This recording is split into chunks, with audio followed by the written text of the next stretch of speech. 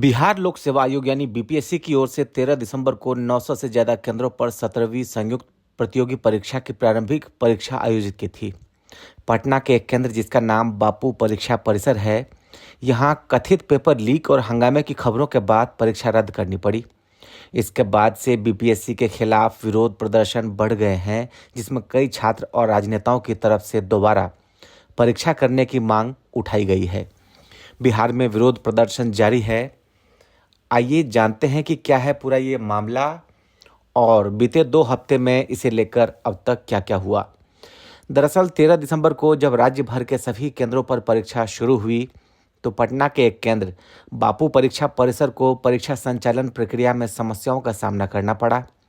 13 दिसंबर की दोपहर करीब 12 बजे बीपीएससी अधिकारियों को परीक्षा में कुछ छात्रों की ओर से हंगामा करने की शिकायत के बारे में सूचित किया गया।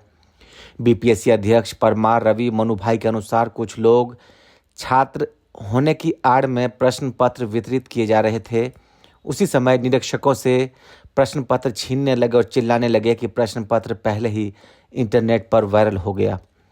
पेपर लीक के इस आरोप को बीपीएससी ने खारिज कर दिया है, क्योंकि उनका दावा है कि जो छात्र पिछले 15-20 मिनट से परीक्षा कक्षा में बैठे हैं, उन्हें यह पता नहीं चल सकता कि प्रश्न पत्र वायरल हो गया है।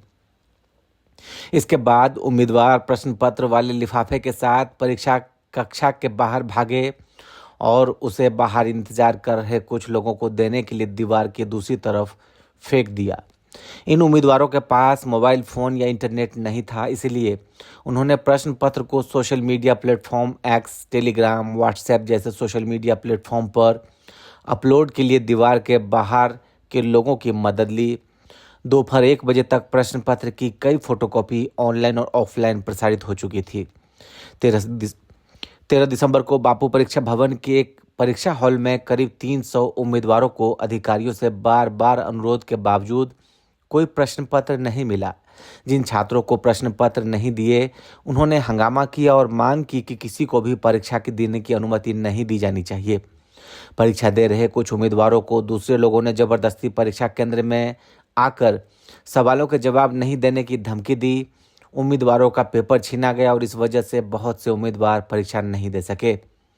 13 दिसंबर को आयोग ने उम्मीदवारों को आश्वासन दिया कि केंद्र से उपलब्ध सीसीटीवी फुटेज की जांच की जाएगी और उन लोगों के खिलाफ कड़ी कार्रवाई की जाएगी जिन्होंने सभी उम्मीदवारों के लिए समस्या पैदा करने की कोशिश की।